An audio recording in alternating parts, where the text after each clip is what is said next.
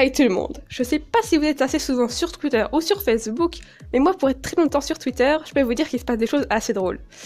Ou assez tristes aussi des fois, ça dépend un peu des jours. Et j'aimerais parler d'une chose en particulier. Si vous me suivez assez longtemps sur internet, vous savez que j'adore dessiner. C'est une de mes plus grandes passions avec dormir et jouer aux jeux vidéo. C'est ce que je fais le plus dans ma journée en fait. Dessiner, dormir, jouer. C'est facile. Et parfois il se passe des trucs assez étranges sur Twitter en parlant de dessin. Les troisième guerres mondiales de plagiat et de recopiage de base et de non-respect des artistes, j'en vois tous les jours. Et au bout d'un moment, je peux vous dire que c'est saoulant. Bon, personnellement, je veux plus parler des cas Twitter puisque je ne suis pas sur Facebook et je ne compte pas vraiment y aller. C'est pas trop mon truc là-bas. Je sais pas s'il il se passe les mêmes choses sur Instagram ou sur d'autres réseaux. Je vais uniquement me concentrer sur Twitter. Et j'aimerais tout de suite rebondir sur la vraie définition de ce qu'est plagiat. Parce qu'on a tendance à beaucoup utiliser cette définition à tort et à travers. Le plagiat, selon Google, c'est le fait de s'approprier les idées ou les mots de quelqu'un d'autre en les faisant passer pour les siens.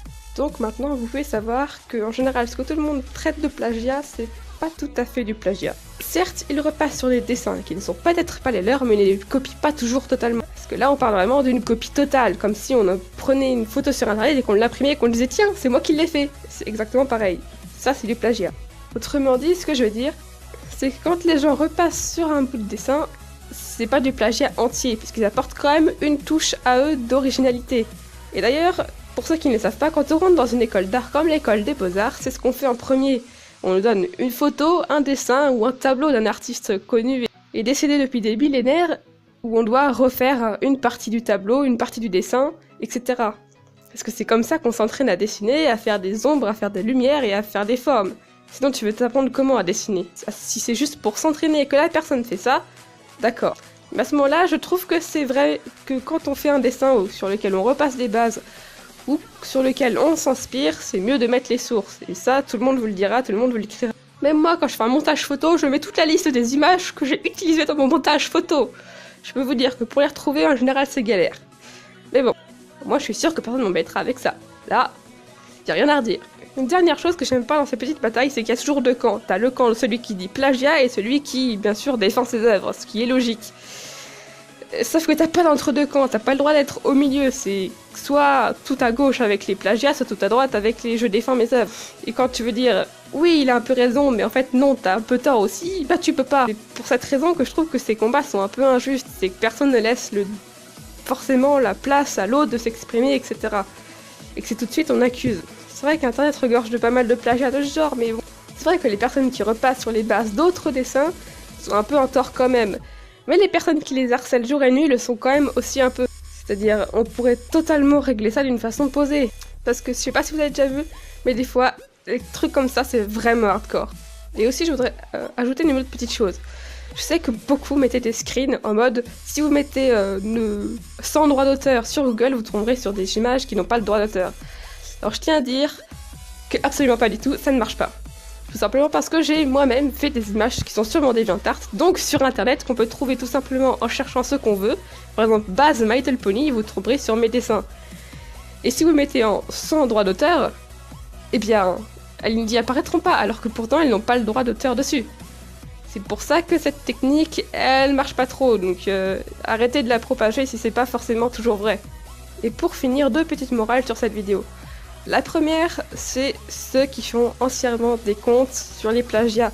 Je dis pas que c'est mal, parce que des fois, c'est vrai que ça peut énoncer des faits extrêmement énormes, vraiment énormes. Là, tu as un vrai cas de plagiat, et c'est vrai que dans ce sens-là, ça peut plutôt aider, entre guillemets, l'artiste qui l'a fait, mais parfois vous acharnez sur des tout petits cas et qui sont vraiment infimes par rapport à des choses qui sont beaucoup plus grosses. L'autre chose que j'ai à dire, c'est pour ceux qui font du repassage de base, du RPC et j'en passe, citez toujours vos sources, ça vous évitera toujours des ennuis. Toujours. Même si vous faites un montage photo, essayez de citer au moins les photos que vous avez utilisées dans le montage. Bon, pas toutes, parce que des fois, si c'est juste pour utiliser 2 pixels de la photo, c'est pas très utile, mais bon. Bref, je sais que je vais me faire lyncher après cette vidéo par tous ceux par les deux côtés du clan, mais bon. Fallait bien que je la sorte un peu, parce que je n'allais pas rester tout le temps dans l'ombre. J'en ai vu pas mal des combats se dérouler sous mes yeux sans jamais intervenir, pour ne pas gêner l'un ou l'autre. J'ai pas envie de me faire mettre dans un des deux camps, alors qu'en réalité, je suis pour aucun des deux. Je suis neutre. Normal. J'ai rien de spécial. Je suis quelqu'un qui dessine et c'est tout. Alors si vous en sentez le besoin, faites partager et parcourir la vidéo sur les réseaux sociaux pour que les gens puissent un peu prendre conscience de ce que c'est vraiment le plagiat et le pas plagiat. Et s'ils trouvent des cas où justement les sources ne sont pas citées, bah justement avertir l'artiste qui les fait de dire de citer ses sources. Bien sûr, il y en a. Quand vous faites des dessins qui sont repris de d'autres artistes, par exemple justement des bases ou des couleurs ou des inspirations, eh bien vous pouvez faire comme moi, c'est-à-dire que sur internet je ne poste pas tous mes dessins, je ne poste qu'une partie. L'autre partie, eh bien il revient dans ma pochette à dessin, puisque de toute façon ce sont que des dessins de travail, on va dire, où je m'entraîne à faire des choses. En général, sur Internet, maintenant, je mets que les dessins que j'ai réellement inventés de moi-même, et pas que j'ai refait, redessiné, etc. À part des rares cas, bien sûr.